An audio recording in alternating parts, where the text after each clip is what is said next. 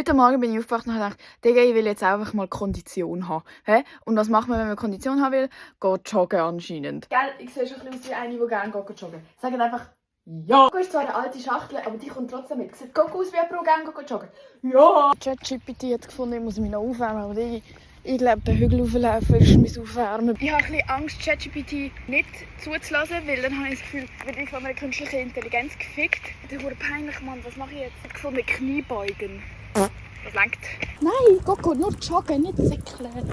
Magnum. Meine Schwester immer so, wenn Sie reden können während dem Joggen, dann joggen Sie nicht schnell genug. Alter, okay, ich würde viel lieber Speedwalking machen.